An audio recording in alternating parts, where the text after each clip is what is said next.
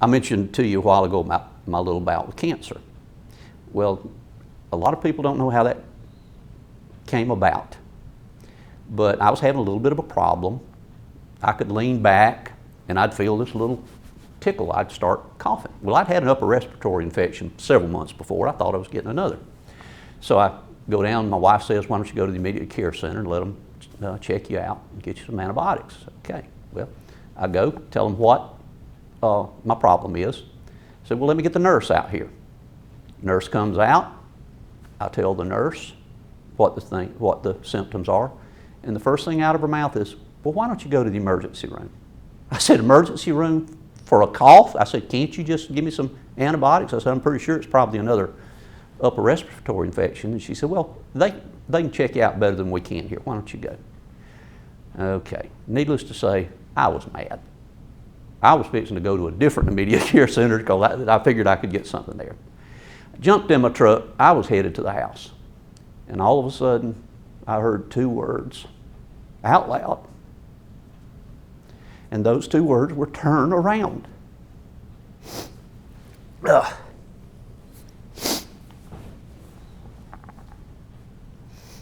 Well, I was in my pickup, and I thought somebody was in the pickup. Because like I said, I heard the two words I heard were out loud. So I turned around, there was nobody back there.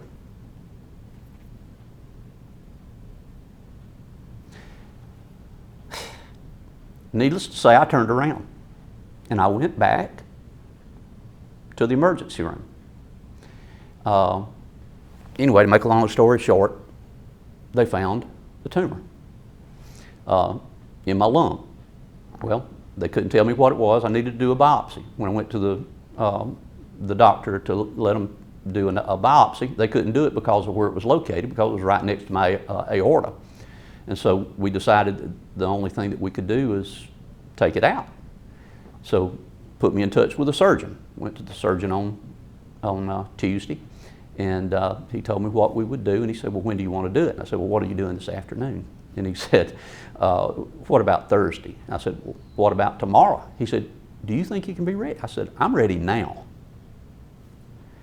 And so anyway, explained to me what we would do, that I'd probably spend 4 or 5 days in the hospital. I'd be about 3 to 4 weeks out of work. I could go back a half a day for a while, and then after a few weeks, 2 or 3 weeks, I could go back full time. Got out of the hospital on Saturday. I was in church Sunday morning. The following Wednesday, I came back to work for a half a day. The following Tuesday, I came back to work full time. I enjoy what I do. God has given me the opportunity to do that. So I love to work. I love to work hard. I love to get there early. I love, don't mind working through lunch. It's not affecting my family at all. As a matter of fact, it makes me happy. It makes my family happy. I think I'm more productive that way, simply because of the attitude that I have to make myself bring to work. The other example was one of my friends and coworkers down at Troy who got pancreatic cancer, which is fairly deadly. My sister died with it. And so he came to see me one day, and we prayed and we talked about it, and I said, Lewis, I've got one bit of advice for you. And he said, what's that? I said, you maintain the positive attitude that you've always got. Pray, but you maintain that positive attitude and you pray every day. Don't even think about it. Just tell yourself that you're going to work hard and you're going to maintain that attitude. Well, he did. It never got him down, and he survived it.